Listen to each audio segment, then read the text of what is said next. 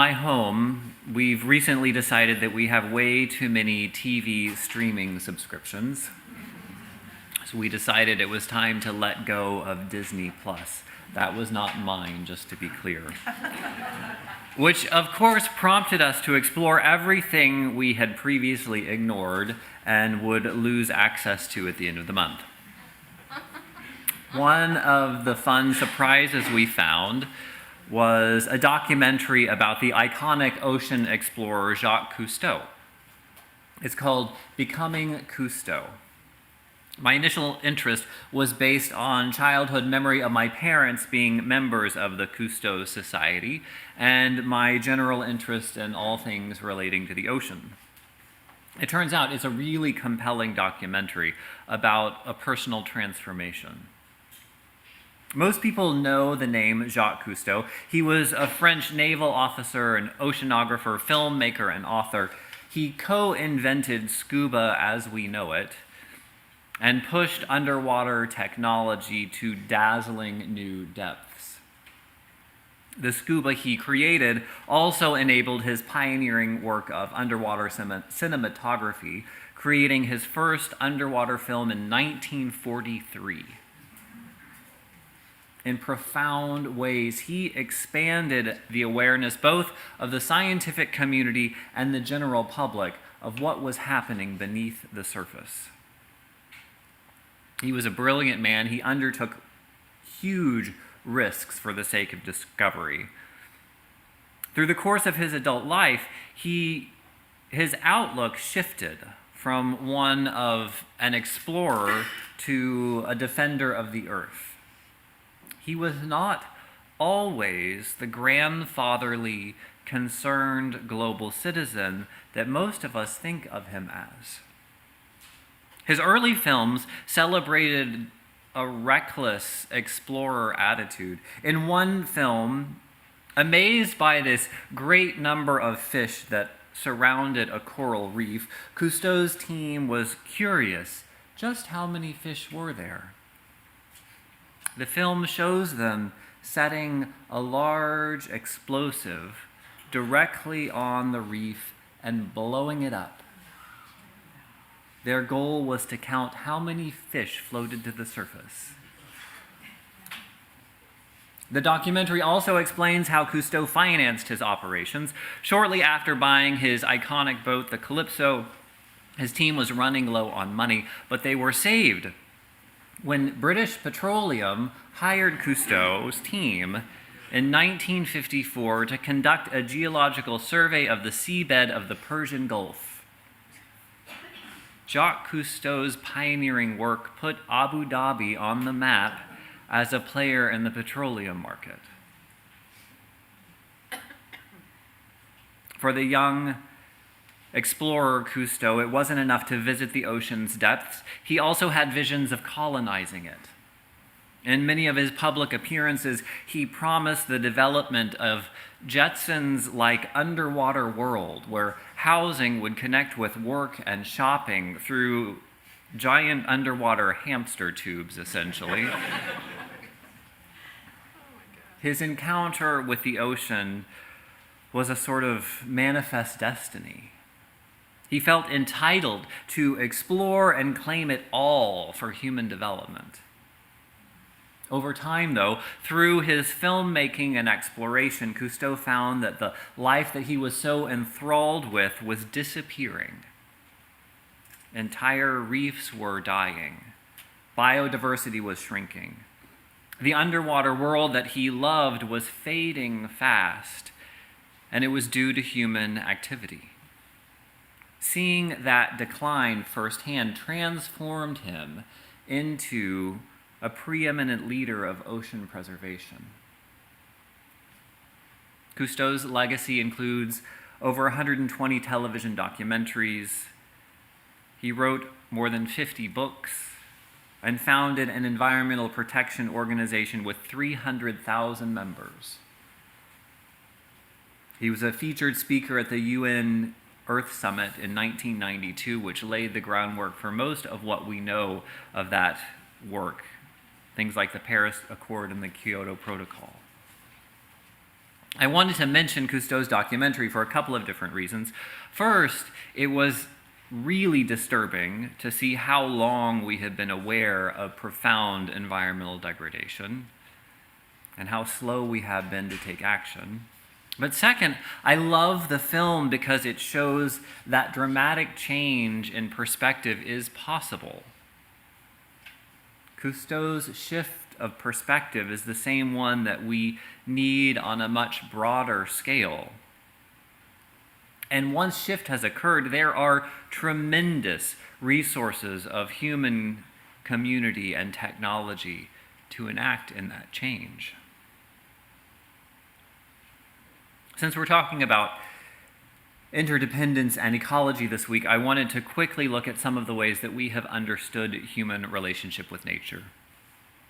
For most of modern history, in the West, we've embraced the idea of humanity's control over nature. Part of that comes from the Bible. In Genesis in particular, it said that God made human in God's own image and empowered humans to have dominion over all the animals. Shortly after that, God told Adam and Eve to subdue the earth. In Europe, around 1700, that biblical endorsement undergirded the modern scientific revolution and an unquestioning investment in technology. For the first time, we humans became capable of truly subduing the earth. That power, combined with the misguided sense of entitlement, led to essentially pillaging the earth's resources and a really unknowable number of extinctions of species. Seeing our rightful place as having control over has been a colossal failure. Then there's an opposite view of relationship with the earth, the view that a lot of well-intended liberals take. It's the view that nature is pristine and we are corrupted and separate. This thinking suggests that nature in all her beautiful glory, if left alone, will transform things back to an Eden-like splendor. This sense of separation isn't quite as problematic as power over the earth. It's just unrealistic. Humanity has already impacted just about every ecological system on the planet. And all signs point to our impact increasing in the near future. We have long passed that hands-off approach to making things okay. A third role is us working with nature.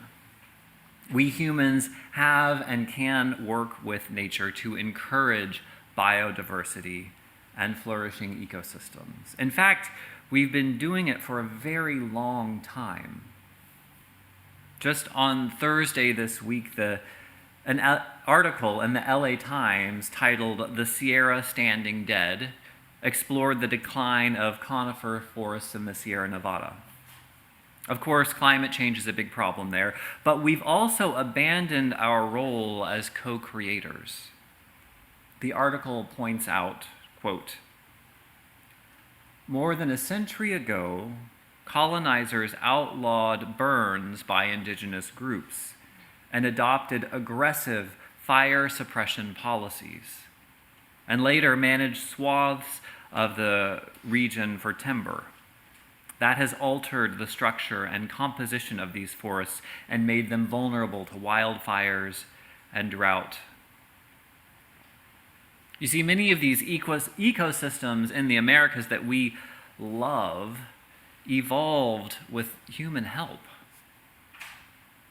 You may know Yosemite Valley is a place of tremendous beauty, and it evolved into what it is thanks to indigenous people helping it along its way. People have used fire to manage that area for thousands of years. I was excited this week to read about a project in 2005 where Yosemite firefighters received the opportunity to work with Native American tribes to facilitate a burn. This sounds really amazing. The fire was timed to control an invasive species of Himalayan blackberry and to encourage growth of traditionally used plants. So they used a ceremony before the burn, they used traditional sources for igniting the burn, and they all worked together. It is happening. It is possible. Last month, I visited family in Arkansas, and I got to see similar efforts of working with nature. My brother lives on 300 acres of woodland in Arkansas. It's gorgeous. But due to the timber industry there and subsequent invasive species, much of Arkansas's forests have transformed into monoculture landscapes that lack the diversity of the habitat needed. So on his land, my brother is conducting carefully controlled burns and killing invasive tree species. He works hard, spending a lot of time and money to return the land to native plants, encouraging biodiversity. Now, there are two things that I want us Californians to hear about this project. First, the state of Arkansas, not known for its environmental record, is working with landowners there, giving matching funds to support their efforts to rewild their land. My brother's able to do this stuff because the state matches dollar for dollar, bringing in teams of fire experts and heavy equipment. The very conservative state government invests in these projects.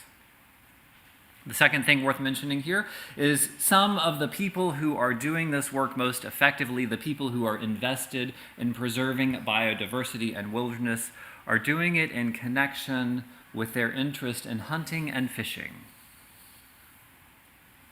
Supporting ecology is going to require working with some unlikely partners and working with nature itself. And it's not going to be easy. For me, it's very easy to become pessimistic about the state of the environment. There's much to be alarmed about. And unfortunately, things are probably going to get worse before we're invested enough to make them better. Still, there is hope. It's often said that necessity is the mother of invention. It might be that scarcity is the mother of cooperation. In her book, Surviving Through Reciprocity, Robin Wall Kimmerer shares some really compelling information about species learning to survive through struggle. Now, we know what symbiosis is, and there are lots of symbiotic relationships out there in the natural world. One of the most intimate is the marriage between alga and fungus that creates lichen. We largely ignore this ubiquitous scaly green crust on the rocks all around, but it's fascinating stuff. A lichen is a combination of fungus and algae, so that what were very different individuals come up with a totally different third thing. And scientists were interested in figuring out how these two came together. So they brought the two into a laboratory and provided the ideal conditions for both alga and fungus. Nothing happened. The puzzled scientists began tinkering with the habitat, changing one factor and then another, and tracking the behavior. Still, they remained independent. No lichen emerged. Kimmerer writes, quote, "It was only when they severely curtailed the resources, when they created harsh and stressful conditions, that the two would turn toward each other and begin to cooperate. When times are easy and there's plenty to go around, individual species can go it alone.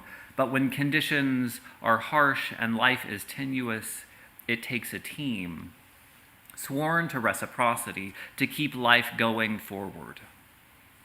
In a world of scarcity, Interconnection and mutual aid become critical for survival. So say the lichens.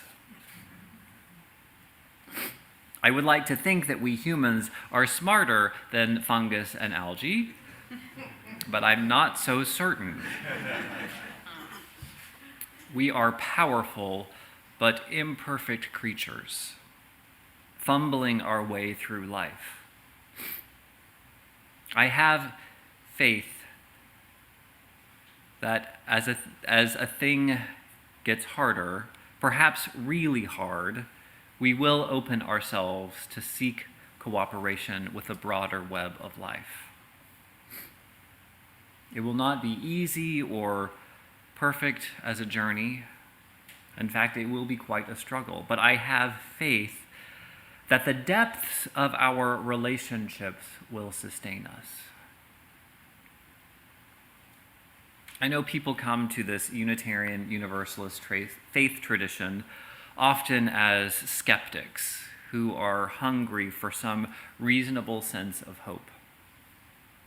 This web concept of ours isn't perfect. There's still a lot of loss involved in the equation.